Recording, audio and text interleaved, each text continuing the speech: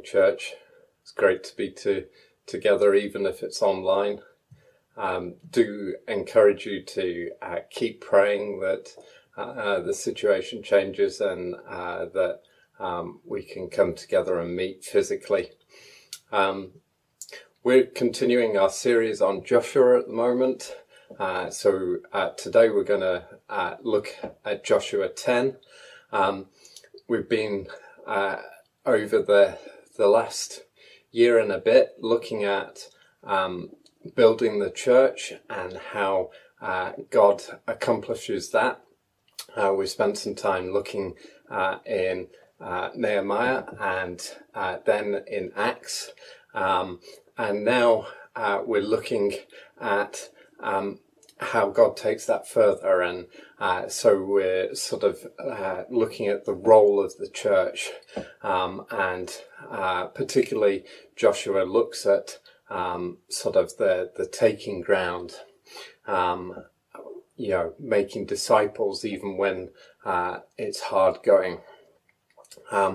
So we're going to look at Joshua 10. I'm going to read just a short bit of it, but I encourage you, go and look at the entire chapter and let it encourage you. Let God speak to you. But just encourage you to look beyond the current situation. Look at what God's doing in your life. It will be great when we're able to come together and just spend time together and to build community. But that's not to say that things aren't happening in this time.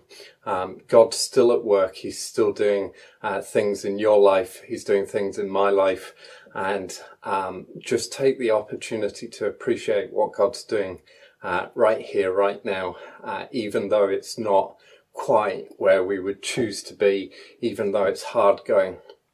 And I want to encourage you to look to the future as well. And what can you imagine? What can you see? What's God going to do when we are sort of coming back together? Almost that coming out the start gates, sort of ready to sort of run the race. So let's get on and let's look at Joshua 10. And I'm going to read verses 6 to 14. So it's just this short bit, but it's around sort of a really huge miracle that God does amongst many other small miracles. So we'll get on to that. But let's start in Joshua 10, verse 6. The Gibeonites then sent word to Joshua in the camp at Gilgal. Do not abandon your servants. Come up to us quickly and save us.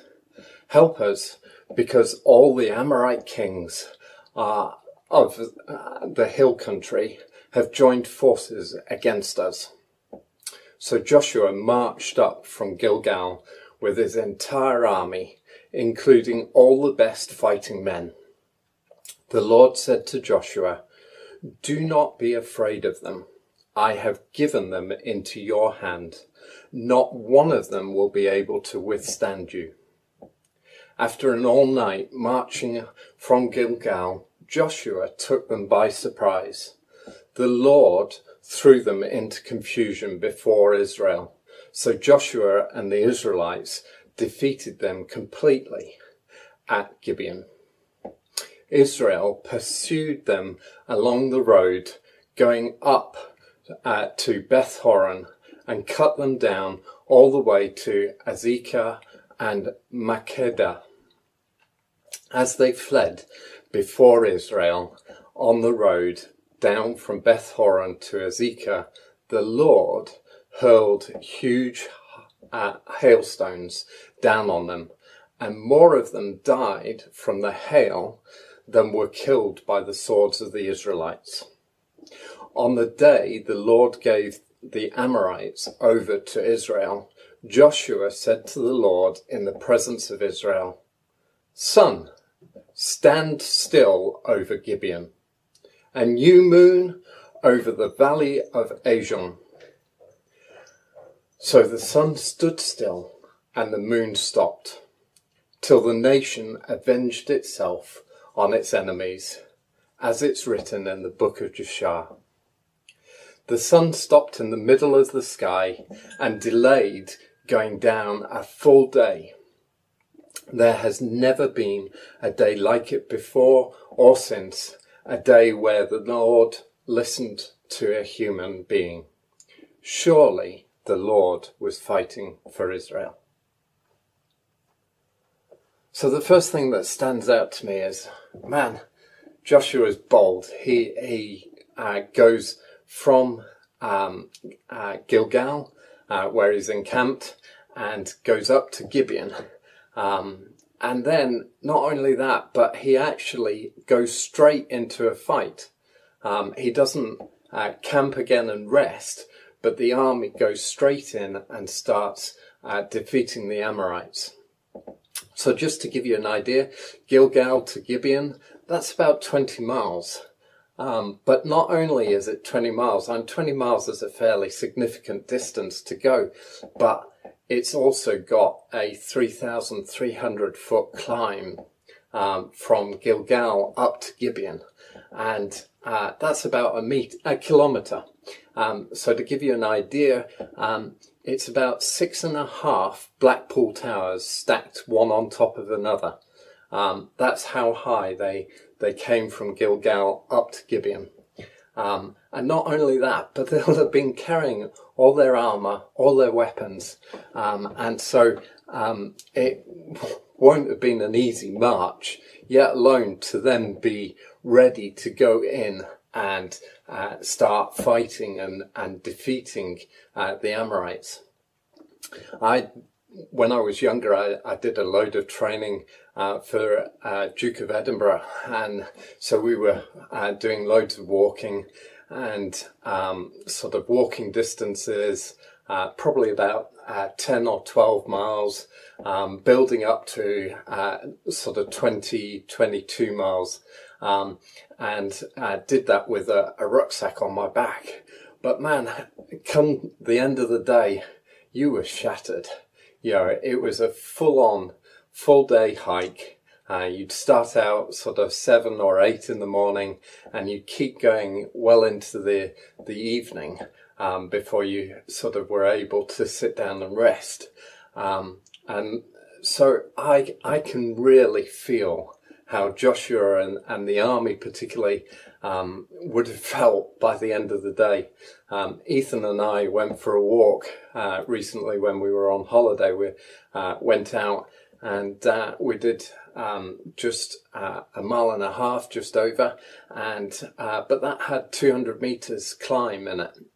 And we weren't carrying any backpacks or anything, but we were pushing fairly quickly because we had to make a deadline of where we were going to. It was about to close. And that was a hard walk, and both Ethan and I were wondering whether we were going to make it or not. Now, we actually sort of really smashed it, but it was sort of hard walking. Both of us were hot and sweaty and tired by the time we reached where we were going. And then when we came back, we just took it easy. We didn't have to go into a fight. But I want to say, you know, if you're part of this church, you probably experienced and are experiencing a time where you're tired of what's going sort of on. You know, at best, it's probably tired of the lockdown. You know, it feels a bit like it's dark at night, where you're stumbling over rocks, you're perhaps stubbing your toe on things, and it just feels like hard work. You know, at best it's the lockdown and perhaps battling with the kids or battling with sort of your spouse. But maybe it's also that you've had challenges with finances, or you've had challenges with sort of job. Maybe you've been made redundant. Maybe, you know, sort of you're wondering where your next job's coming from. Maybe you're starting your final year of school and you've got exams at the end. Maybe, you know, sort of you're thinking about your future and where you're going. Maybe you're just challenged with your mental health. You're struggling with anxiety. Within the church, we've experienced all of these things. And it's just a recognition of there's a reality that it's really hard. And, you could do with that physical one-on-one support. And I want to encourage you, do pray into that. Do spend time talking to God. It's okay to be tired. It's okay to be where you're at. It's okay, sort of to almost moan to God about, how hard it is. He knows how hard it is. But I just encourage you to spend time talking to God about it, and also to talk to one another. We can encourage one another. We can build each other up. It is a challenging time, but God's in it, and we're going to see his kingdom come.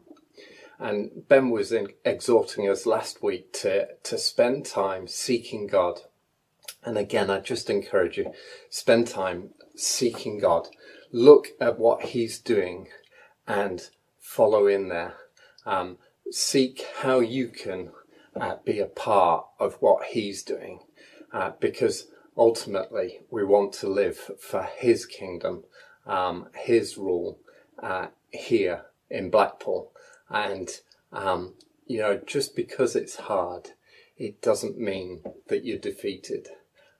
It might be an uphill struggle, but there's great things ahead. It's easy to look back on the situation, and Gilgal must have been a place of comfort. It was a place that Joshua came back to with the Israelites. He was obviously, it was a place where they were encamped, and it was an easy place. It's a place to stage things from. But I just want to encourage you, don't be like Lot's wife, who looked back and looked at what was left behind. At this time, the government's talking about maybe we're going to be going back into lockdown and all the issues associated there.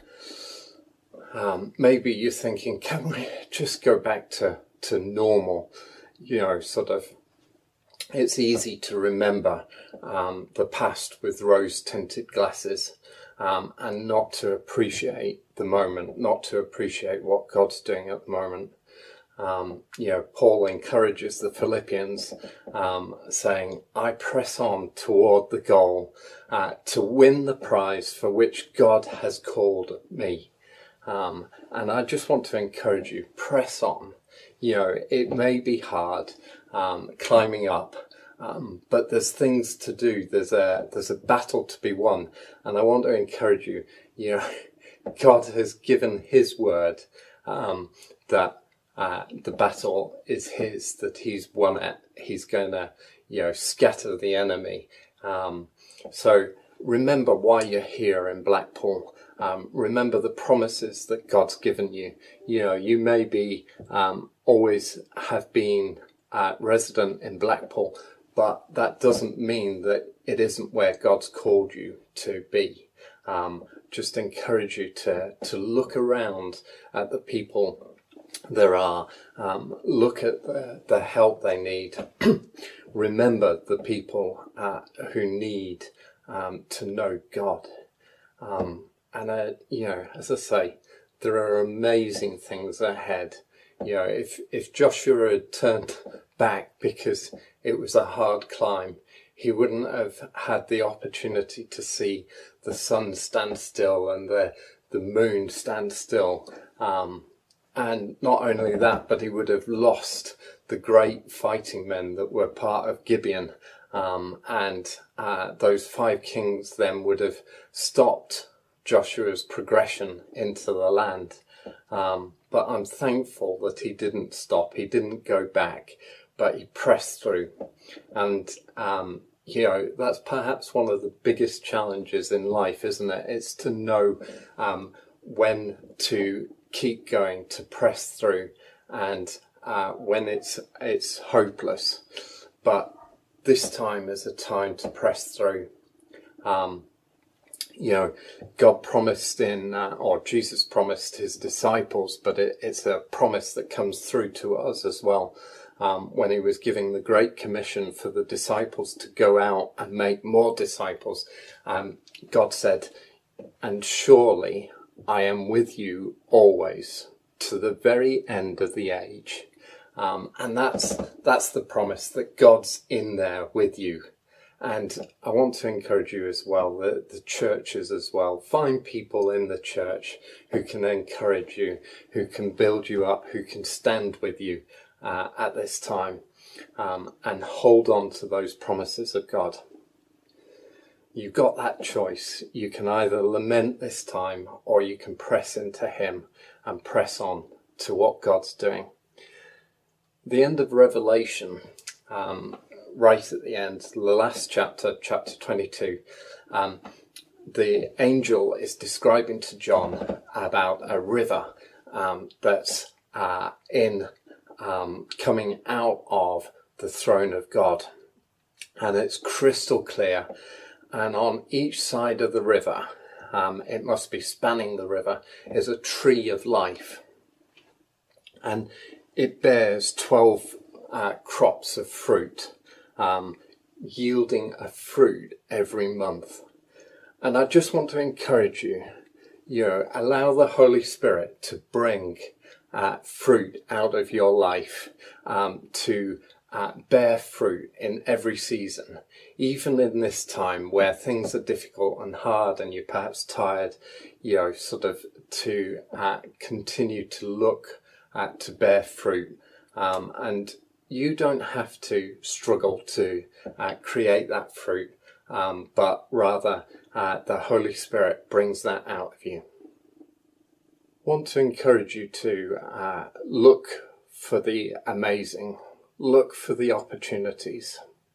The Gibeonites, they'd been naughty, for want of a better word, but they'd actually deceived Joshua and the Israelites, and they'd pretended that they'd come from a long way off.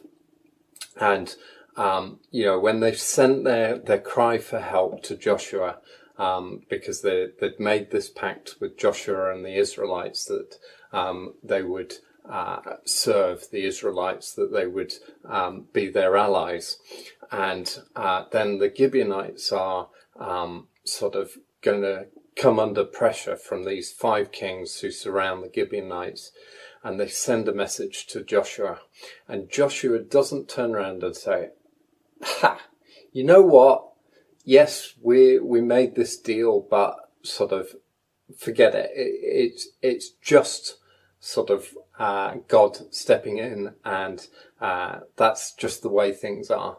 No, Joshua actually sort of says, "Yeah, no hesitation, I'm going." And he takes the whole Israelite army up. And I just want to ask you, who can you help? Who needs you? Who can you ask for help from? Who's going to come to your aid? I want to encourage you, don't just look at that in terms of the community around you, but actually look first to people in the church, and whether there's anybody who needs your support there. It's a challenge, isn't it, in this time to keep talking with people, to keep that community going, particularly when it's a struggle to not be able to come together. Although we can do that in some limited sense at the moment. So, but don't be afraid to ask for help if that's what you need. I'm encouraged and emboldened by people who have been willing to ask for help from me or Andrea, But I've also loved the way that people have responded when we've asked for help, even if it's just people who stand with us in prayer to see God move in our lives. And just want to encourage you, take those opportunities. Take the opportunity to work with God as well. You know, what's God doing in your life currently? What's God's spoken promise to you? You know, it may feel like you're fighting a battle, like it's straight after a night march. You know, it's one thing after another. But hold into what God's doing. Seek God for what He's doing in your life. You know, be bold. Don't hesitate to weigh up, as Joshua must have done. You know, 5 kings with all their armies. That means 5 armies coming together to stand against Gibeon. And in comes Joshua with the army of Israel, but God was fighting for him and throwing the Amorites into confusion. Not only that, but God then hurls down huge hailstones on the Amorites, and so much so that God kills more Amorites than the Israelites had with the swords. But all of these things are the small miracles. But it must have led to the point where Joshua stands in the presence of Israel. And I think, man, as a leader, that's bold to make that declaration for the sun to stand still and for the moon to stand still. And you're not doing that in a private locked room, but you're actually doing that in front of the whole of people who look up to you and respect you. And I just, you know, sort of, but if it hadn't been for what God had already done, you know, the fact that they'd marched all night and gone into battle and then were winning the battle and pursuing their enemies, and they were defeating the 5 armies, and they'd seen God hurl down these hailstones, you know, that must have emboldened Joshua to say, I'm going to finish this. I'm going to see an end to it. And so he asked God to put a hold on the sun moving and the moon rising, and for him to be able to rout out these enemies. And, you know, sort of just that boldness when he's seen all of that he'd seen up to that point. But there was a boldness to say, no, look, I want this done and dusted. I want it finished. And he spoke with God. And that's the key again, you know, come back, seek God's presence. There's no way that Joshua could have asked for the sun to stop and the moon to stop if he hadn't have already spent time in God's presence. And I just want to encourage you that the biggest thing you can do is spend time in God's presence, spend time with the Holy Spirit, spend time praying. So anyhow, the sun and the moon actually do stop in their path, and they hold there for basically a day while Israel routs the enemies. But not only that, then later on we see that the Israelites find the 5 kings cowering away in a cave, and they're able to block off the cave while they go and chase the rest of the Amorites and get rid of them, and then they come back and they get rid of the kings. But there was such an opportunity to see what God had done for them. So they were able to see and be encouraged by what God was doing in that time. What are you looking for? What are you dreaming? What's God inspiring you to?